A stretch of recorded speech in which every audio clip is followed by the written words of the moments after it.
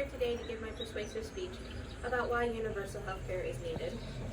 My specific goal is to persuade my audience about why universal health care is needed by providing what universal health care is, how it would benefit our country, and how it would benefit you personally.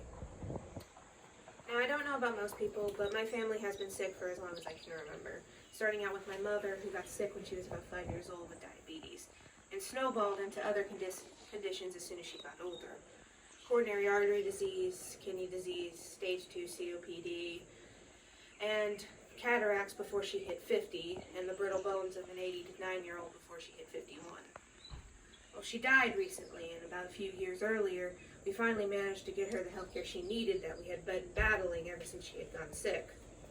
About 13 years too late before she needed it.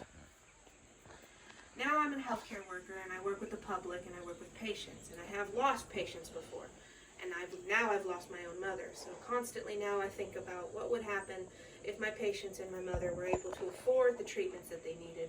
Would they still be around today? Now I know universal health care is a touchy subject, and I don't mean to cause problems, and I don't mean to cause waves, but I would like to show my audience why I believe universal health care is needed. And to do this, I'm going to have to go over several concepts. What is universal health care, why it would benefit our country, and why it would benefit you personally. First of all, universal health care is a system that is towards the residents of a certain area, in this case the United States of America, where these residents are provided health care without having to worry about financial bankruptcy. Now, this concept was first brought on in the 1880s in Germany, when the leaders at the time introduced a set of bills promising that their people would receive health care without having to worry about spending so much money for their medical treatments. Now, of course, this was never actually introduced, it was never actually brought on, but it was the first time the concept was actually introduced during that time. Now I have to go over what universal health care is not, because there's a lot of misconceptions that are surrounded around universal health care, and for us to actually understand it better, I have to go over that as well. First of all, universal health care is not just about providing a free service. No country or government can sustain itself providing a free service to its people. It's also not about just financial assistance. It's about providing financial assistance for health care. Everything involved with health care. We're talking healthcare procedures, healthcare techniques, healthcare workers. It has nothing else to do with anything else beyond that. It is also not about individual treatments.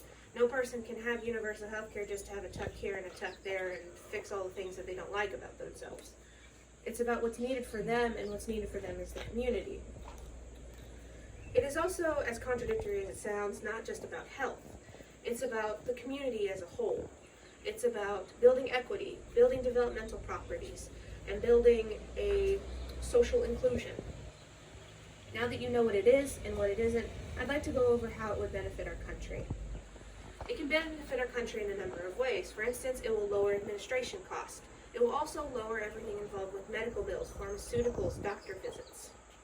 It will also build a healthier workforce, and it will also make doctors and administration services actually treat their patients with the same amount of care, because now that everyone in this metaphorical world of mine has universal health care, they now have the same amount, and they won't treat anyone differently just because they have more money or less money, which is a common problem in healthcare. It would also have the government actually regulate everything, regulate what's healthier for our country, and while that might seem scary to most people, it would have benefited us greatly during our time of coronavirus. Now that we know how it would benefit our country, I would like to go over how it would benefit you personally. And it can benefit you in a number of ways. For instance, nobody wants to go into bankruptcy just because they can't afford their medical bills. That is the very common problem in America.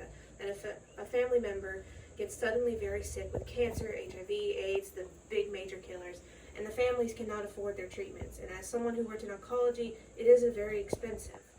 Nobody wants to be led into poverty just because of this. Also, along with the big killers, this could also help with those big killers. HIV, AIDS, cancer. It won't stop the spreadability, and I'm not saying no one else won't be able to not get them ever again, but it will help with those treatments. It will actually provide financial assistance, and people might actually have a fighting chance with these diseases. And like I stated earlier, it would also help with community.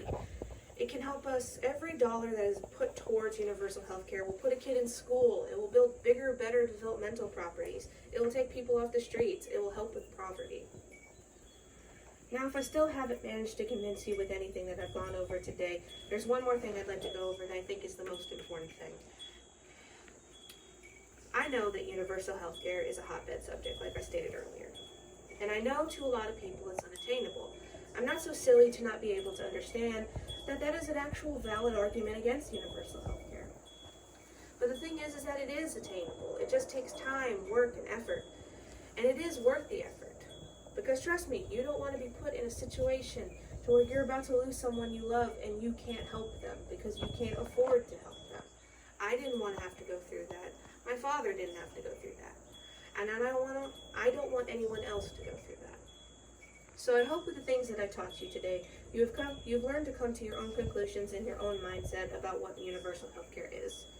And I hope maybe that I've possibly persuaded you to my side with universal health care. Maybe you'll talk to your family, your friends, and your local leaders about it. Thank you for listening to my speech.